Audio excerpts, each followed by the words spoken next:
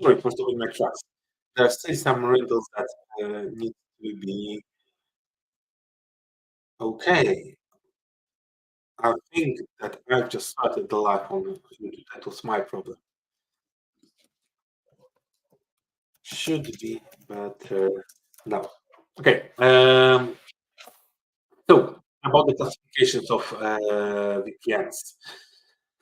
There are many different classifications, but for the purpose of this live, I will stick to the distinction between consumer-focused VPNs and corporate VPNs. The former being tools like SearchArc, VPN, NordVPN. You probably heard all about them, most probably just before clicking close on YouTube.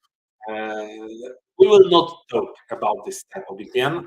I'd rather talk about tools that are designed and aimed for businesses and organizations that are aimed to establish a secure access to the resource, both for users and between two different sites, like site-to-site VPN. This is basically a diagram, a very simplified diagram of what a VPN does. So, having said that, you can say that it's quite natural due to the placement within the network that they might be focused of bad actors. Uh, those devices need to be accessed from the internet, so they are placed on the edge of the network, where the users carry unsecured internet are trying to enter the safe and comfy environment. This kind of placement makes them especially valued as a target for bad actors. After all, the devices that are gateways to internal resources seem like a very good place to attack. And this typical attack will basically follow this procedure. It starts with an attacker using some automated tools to enumerate vulnerable devices. Search engines like Shodan can be used, but crawlers also work quite fine for this purpose. The goal is to identify as many vulnerable endpoints as possible. A bad actor with a zero-day exploit in their possession is especially dangerous, as the admins usually basically no idea that the devices are vulnerable. Uh, this is followed by exploitation. Once a list of vulnerable devices, the exploits can be launched. This also can be an automated process, and the ultimate goal is to install some sort of persistent backdoor, web shell, for example, on those devices. This should ensure some persistency and ability to come back at any point of time. Those web shells could also, in some circumstances, survive the device upgrades and patching. The goal here is to set the attacker's foot firmly within the victim's network, so basically somewhere around here. Basically, once a bad actor has access to the device, ideally with full privileges, but not really necessarily the real fun. Remember that the goal here is to infiltrate the victim's network deeper and deeper, and not just compromise the gateway, such as VPN. Um, the attackers usually have a wide toolset of malicious software. They use to scan internal networks, identify open ports, search for paths. The only limitations here is the attacker level of skill and how soon the blue team of the victim figures out they have an intruder in the network. This is a race, right? And the better the attacker is, the longer they can stay undetected and have more time to thoroughly infiltrate the network.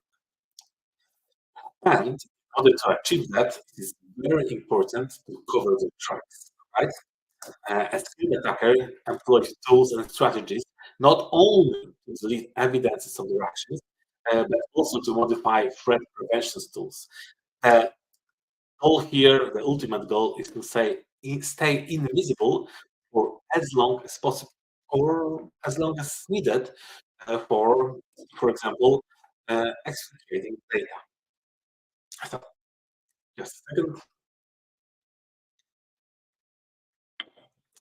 The real problem begins when the attacker does not really need to be very skilled.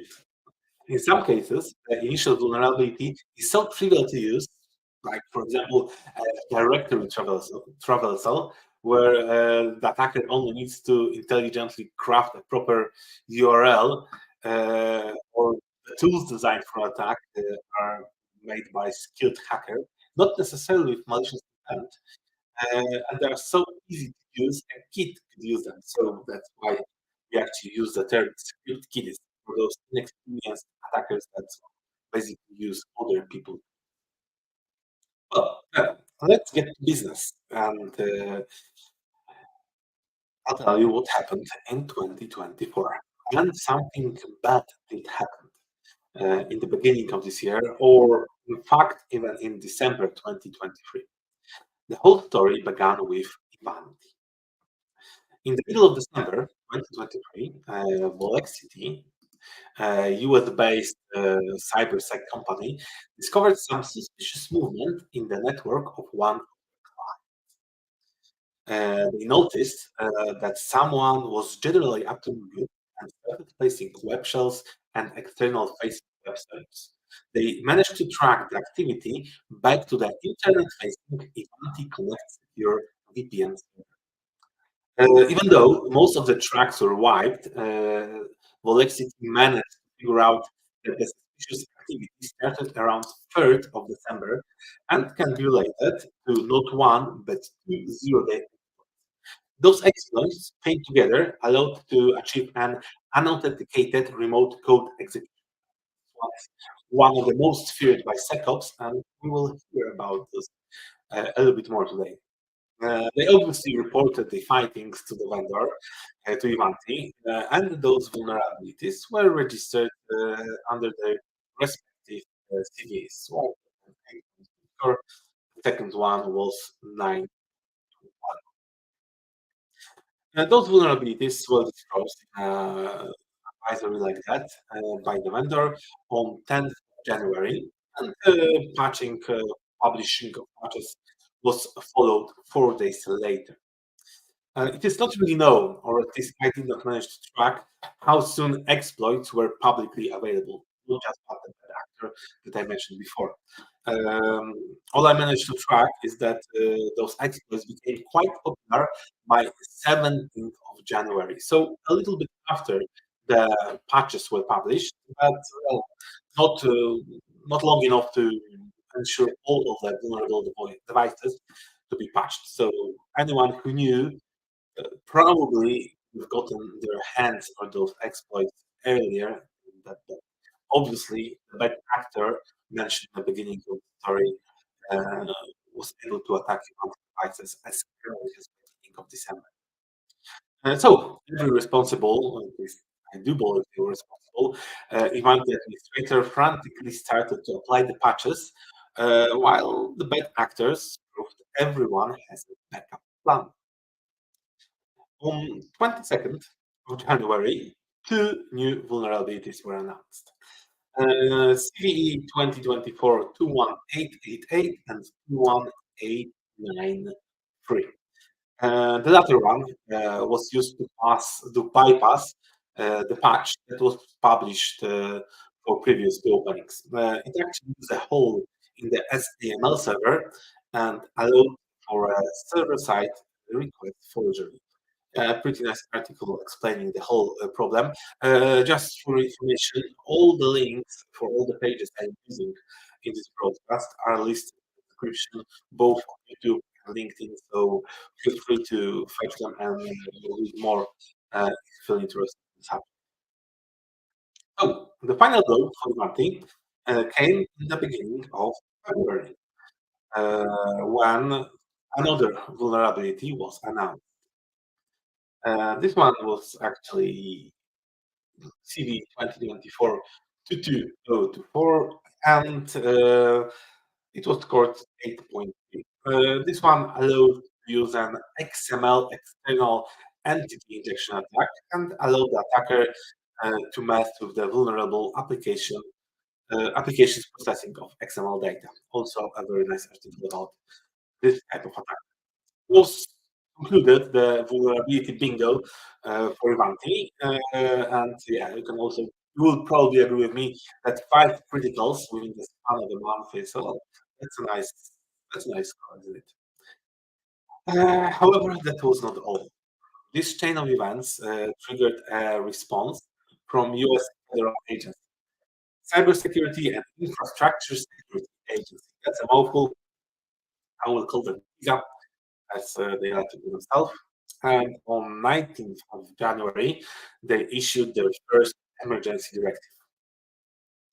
With this directive, they were forcing all federal agencies to immediately apply patches to their affected devices. This was not all, because a little bit later, on the 31st of January, CISA published another emergency directive, and this one actually demanded to disconnect all Ivanti devices before February 2nd. That basically did put a final nail in the proverbial coffin. It is also worth noting that the bad actor that exploited this vulnerability in December and was initially tracked by Volexity actually identified as a Chinese government group, and this group is tracked by Volexity as UK.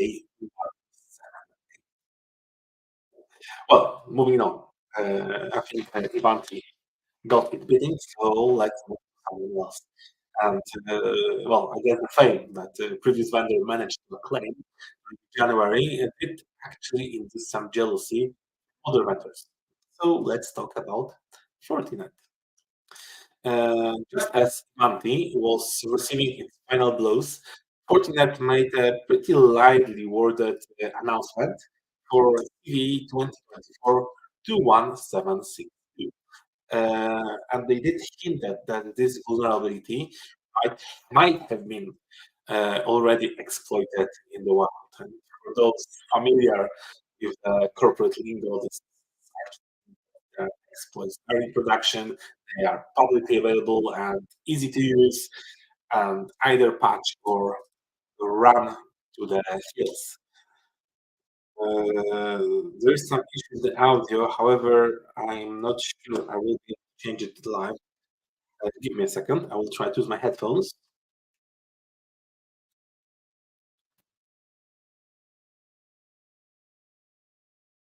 Um, okay, so my I've changed my audio.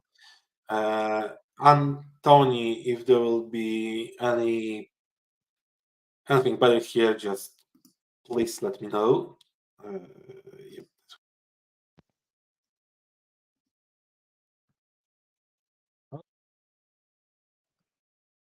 So, FortiGate. For this one, the attack vector allowed for yet another unauthenticated remote code execution. This basically turned FortiGate VPN into an open gate to internal network. At the time of publishing, the only mitigation was to turn off the SSL VPN functionality, turn it off completely, as this was the affected module. Patches did follow soon after the announcement. That's correct. There's also a pretty nice explanation. As you can see, this vulnerability was not the only one published that day, and it wasn't even the highest score. It didn't even have the highest CVSS number, even though this was the one that came with a risk of hacking and came with the ease of use.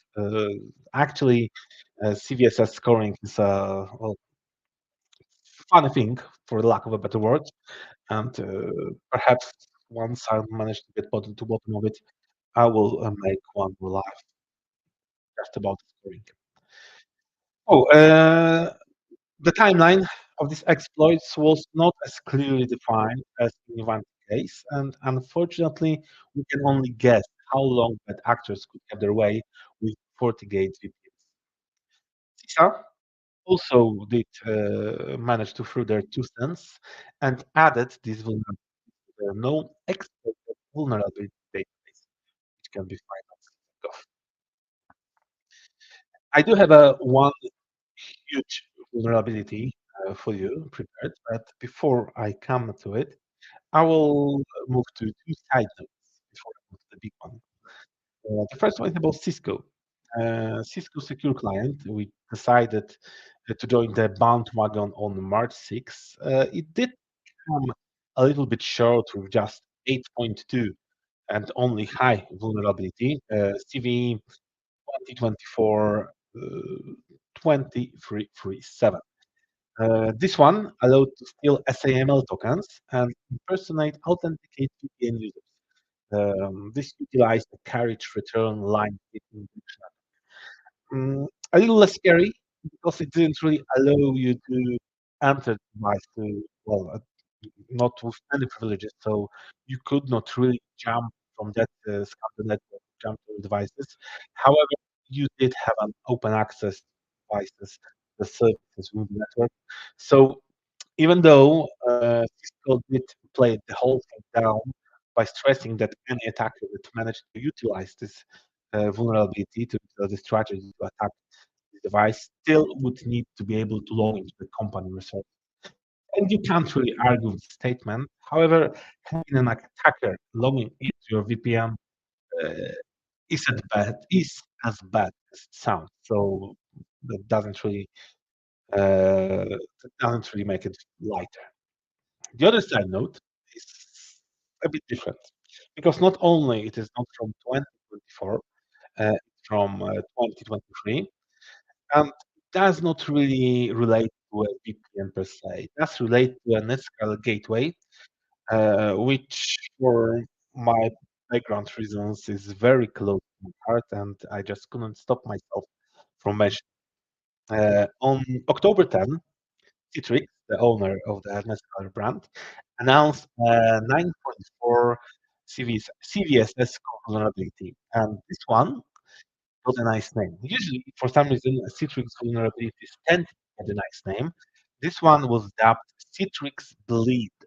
It's not really bad, considering that my favorite Citrix vulnerability from 10 was named Citrix by the yes, you got it wrong, not that the other word. CV 2023 4966, as this is the one we are talking about, um, doesn't really sound so spectacular. Attacker could steal sensitive information from the users.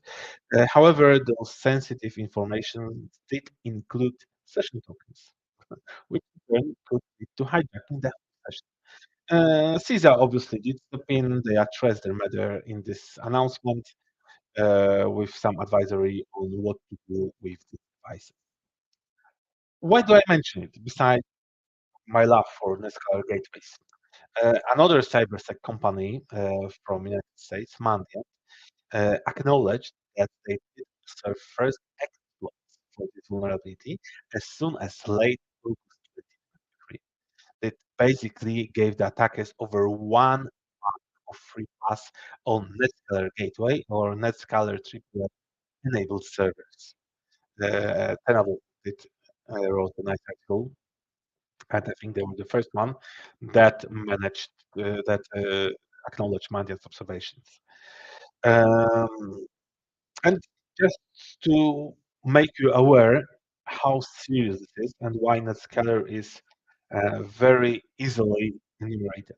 In order to find a Netscaler enabled gateway, you just need to search for uh, this phrase in Google, logon point, and this will bring you to plenty of internet-facing Netscaler gateways login pages. Let's choose the first one. So you already been here.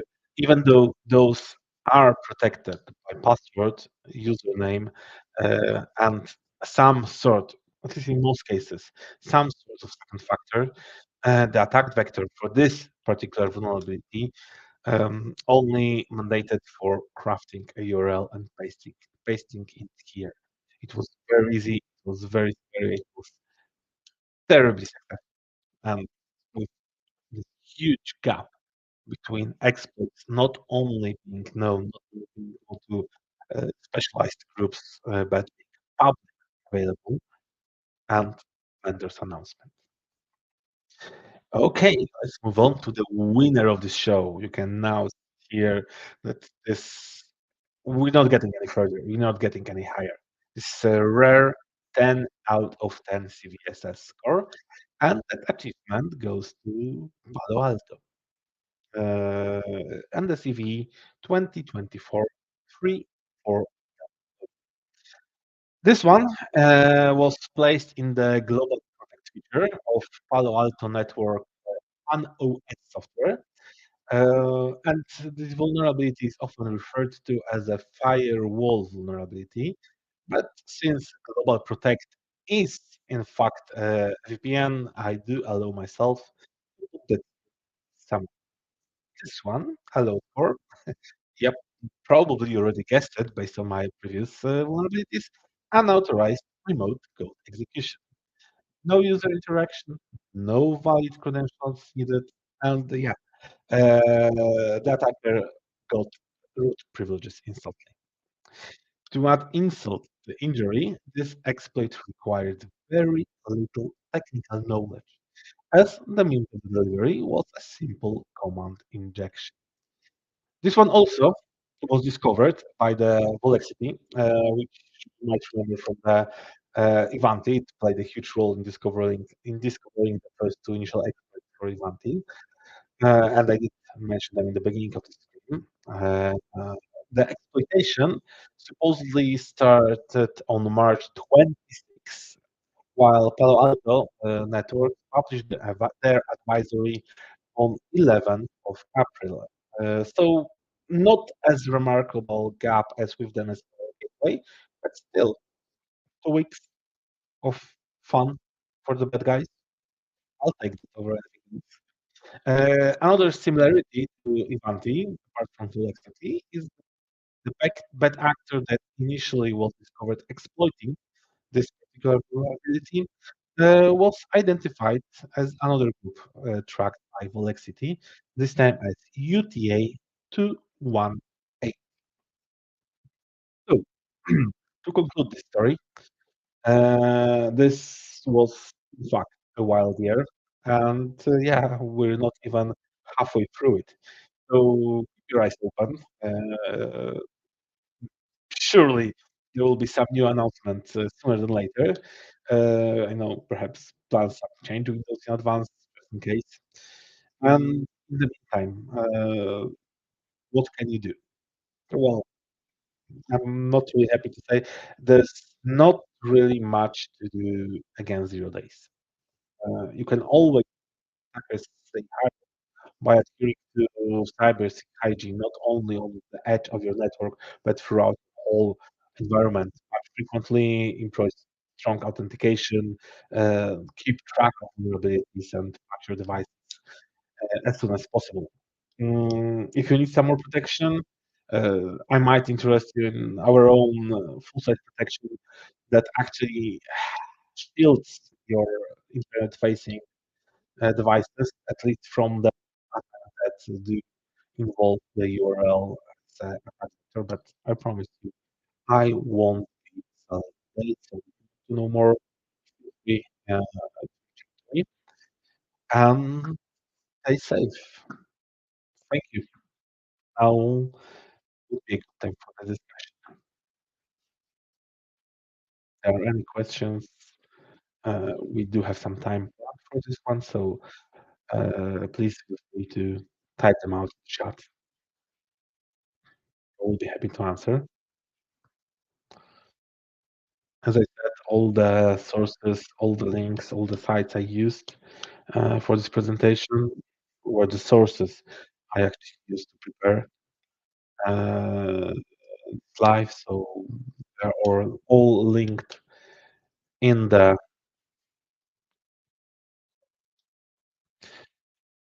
What's the alternative if you do not want to use a VPN? That is a very good question. Thank you. There are alternatives, and one that gets the most traction these days is zero. network access. Lean towards Zscaler. I think they're the most popular company that provides such technology. It's basically, it changes the paradigm of network security. The VPNs work on the assumption that everything that's inside your network is safe. So once you will be authenticated and let into the network, we don't really have too much to track you. Zero trust, as the name says, changes this idea and tracks and authenticates or authorizes you during your every step. Also, quit using uh, internal networks, internal environment. Switch to cloud, switch to software service. There will be other set of changes there, but you won't be so reliable. So yeah, you won't be so reliable on virtual private networks. Basically, those two things are. VPNs do get a lot of bad fame, especially this year, and I think talks about switching to other solutions are more frequent these days.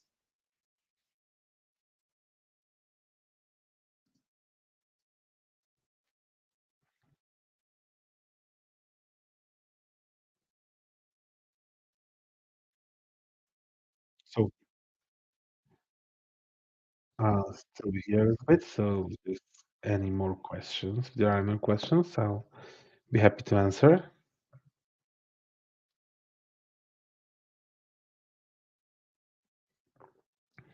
Audio is gone. Mm, I do have to believe that this is a technical problem related either to the streaming software or YouTube itself, because um, I do have my audio tracked. Yes, the delay is a murder here. Uh, it's my first stream that was this way, and I'm actually very, very surprised how big of a delay both LinkedIn uh, employs during these lives. That's very, very annoying.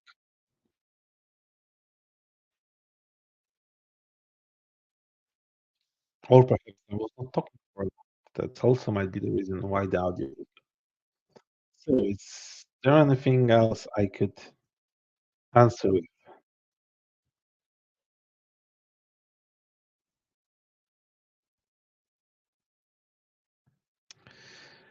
Gloria asks, what if I need to use the VPN? How to make it safer?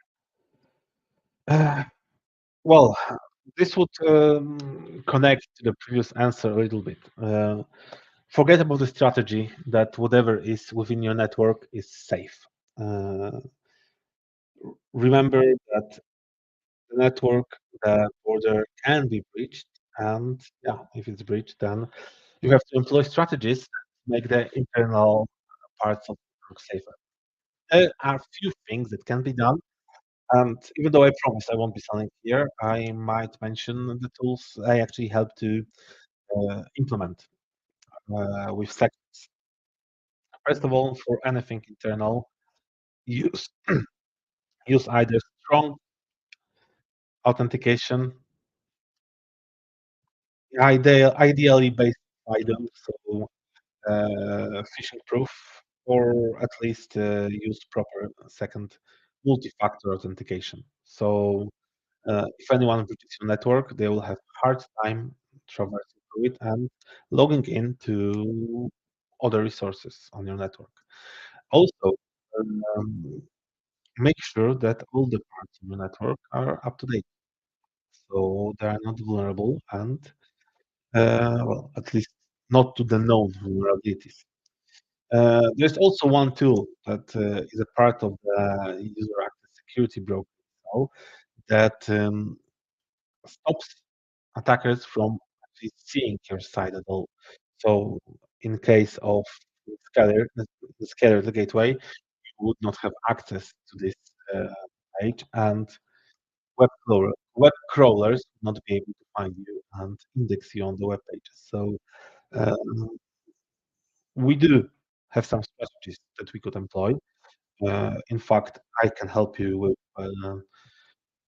choosing the right tool. It will be hard for me to show them during this live, as I don't have that lab environment for this prepared, but please contact me. I'll be happy to present them. Just find me on LinkedIn and we can talk.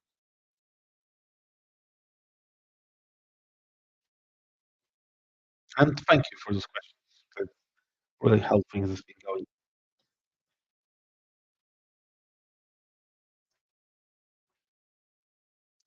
So I do think, based on the live attendance, that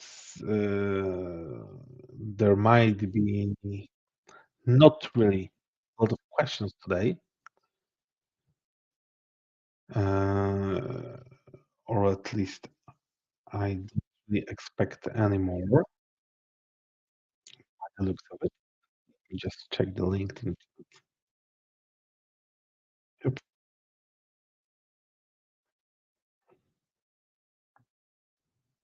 So I think, unless someone will step up and tell me not to, I will say thank you for attendance and please join me in 2 weeks. This time, the live, I think it will be conducted on 28th May, will be in Polish, will be related fully to FIDO and FIDO2 authentication, with a strong focus on FIDO2 and passkeys. Uh, and I do expect a crowd, hopefully, and I do hope for engagement and lots of interesting questions on the topic. I do feel myself very strongly. In the meanwhile, thank you very much. And again, stay safe. Bye bye.